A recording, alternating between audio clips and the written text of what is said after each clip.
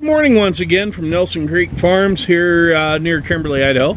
Just a quick update on something we were doing yesterday with the tractor and the hay rake.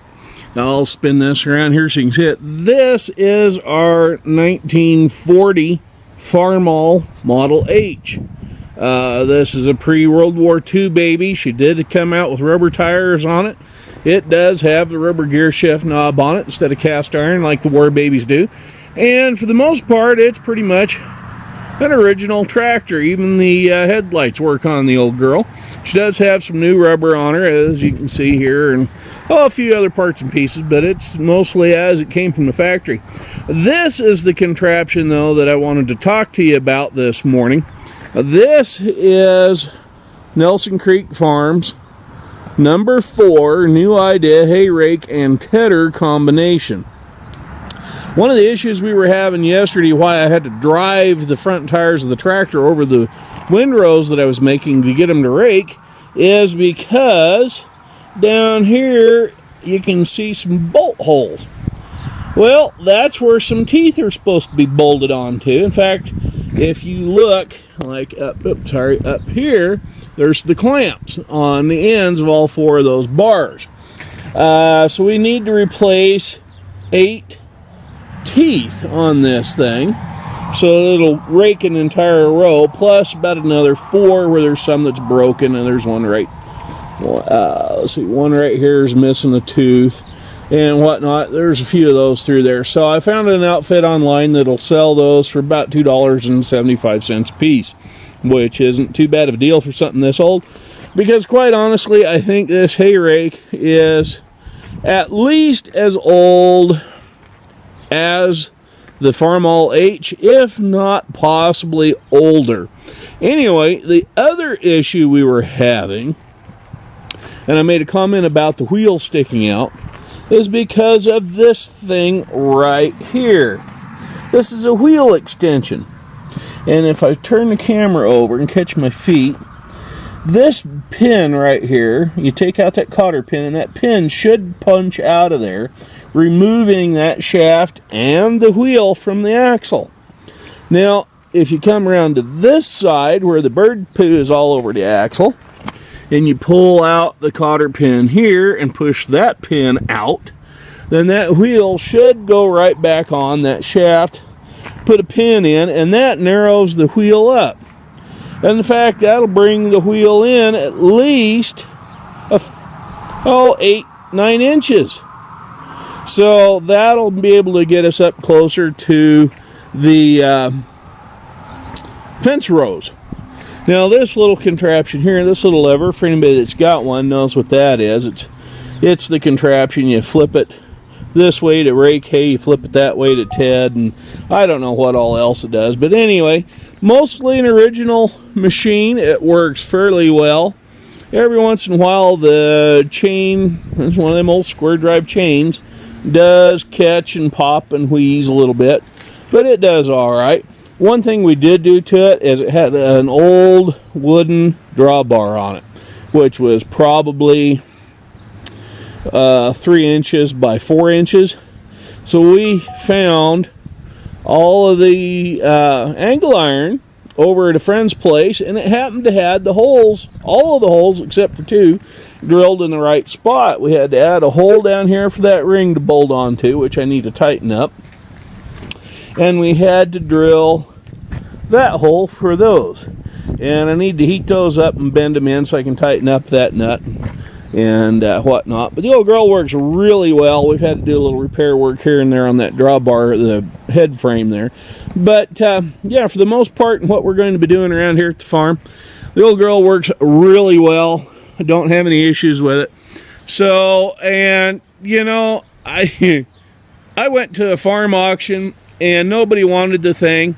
The auctioneer was a guy I knew sort of fairly well, and he looked at me and he sold Nelson $1.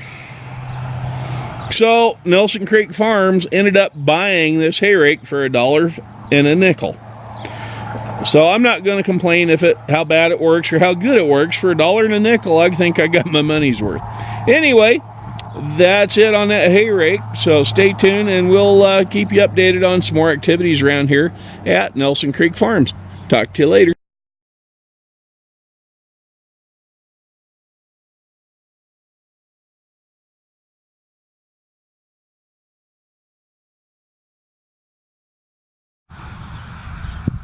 Okay, folks, this is Stinky, our little 1950 8N Ford.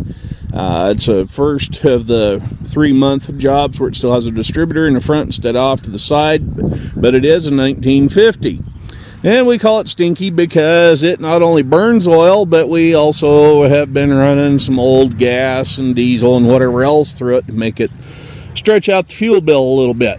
Anyway, what I wanted to talk to you about today and what we had some questions on was what happened with this 5-foot mower and the PTO shaft on the back of Stinky. Well, what had happened was somehow or another I used the wrong pin to attach that black thing right there. Well, it's greasy, but it's right there up against the back of the tractor between it and the universal joint. That thing is called an overrunning clutch.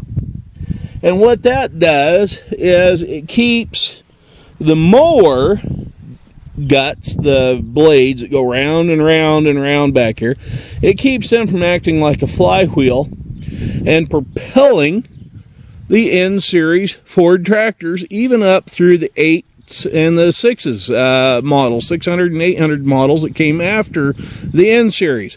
What happens is when you push down on that clutch pedal right there, and I mean you push it down to disengage the transmission, whatever, when that clutch is disengaged, a hydraulic pump right here under the seat, down there where that lever goes in, shuts off and the transmission shuts off. Now, you have to have the hydraulic pump running to lift whatever's on the back end.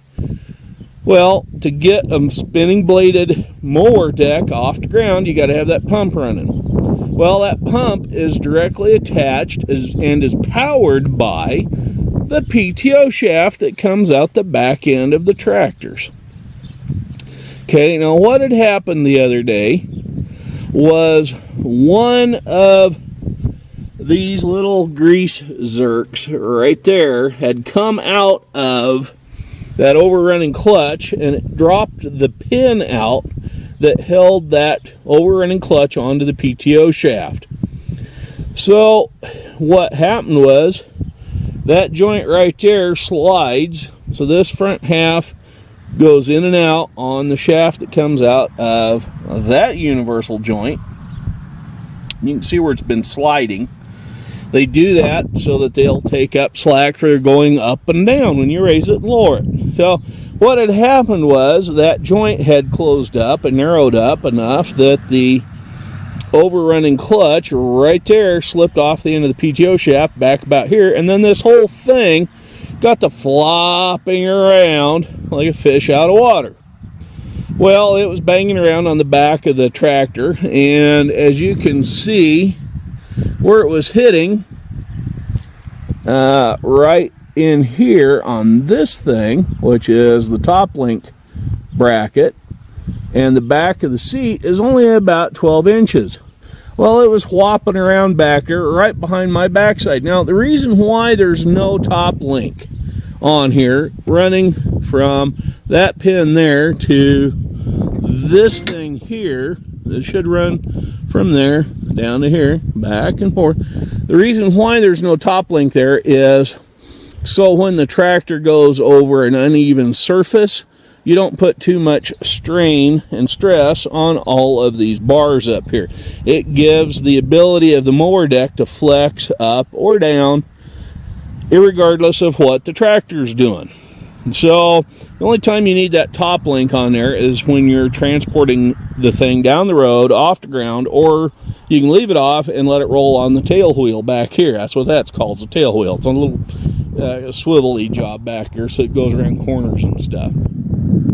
So anyway, that's what happened to cause that PTO shaft to come off. Now, the other question I had was I'd made a comment about flywheeling or freewheeling in the other video. Well, what happens is the mower blades spinning around and around and around back here, and a big heavy plate called a stump jumper, which means that if you come up to a buried object, tree stump or whatever, it'll lift the blades, or should lift the blades up over it. Well, by the time you get to it, the blades have already hit whatever was in the road. Anyway, those blades act like a flywheel.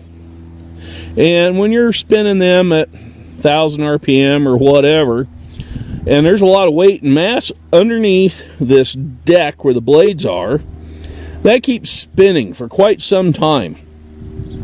And if you don't have one of those overrunning clutches right down there, that PTO shaft right there is in direct coupling with the PTO shaft coming out of the back end of the tractor. Now remember, that PTO shaft in the tractor drives the transmission and the hydraulic pump. Okay, now all of that is right up in here. There's where the hydraulic pump is. Here's the transmission right there, and the clutch is way up here underneath the battery, right in there. Okay, now if you push down on the clutch pedal and you're in gear and you don't have one of these overrunning clutches right there, that shaft, the gearbox, and all that rotating mass under that mower deck acts like another motor. And even if you have the gear shift out of gear, it can propel you. Well, no, I take that back. If you're out of gear, it won't. But if you hit the clutch and you don't have one of those overrunning deals on there, it will propel you in whatever gear the transmission is in. And you could end up going through a fence, bouncing through a ditch, whatever. And it is very difficult to pull that gear shift lever one way or the other hard enough while it's being powered by this thing back here to kick it out of gear so you can stop. Now you can hit the brakes, and that puts a lot of tension on everything inside the transmission, whatever, and it will slow this thing down. But it still takes a few seconds. So this thing here can be really dangerous on an N series, a 600 series, or 800 series Ford tractor, or other similar tractors that have a direct drive PTO off of the clutch, and it goes through the transmission. Because as long as there's no overrunning clutch between this thing and that thing can make this thing handle just like the motor's running and propelling itself somewhere. So that was the answer to the other question on that.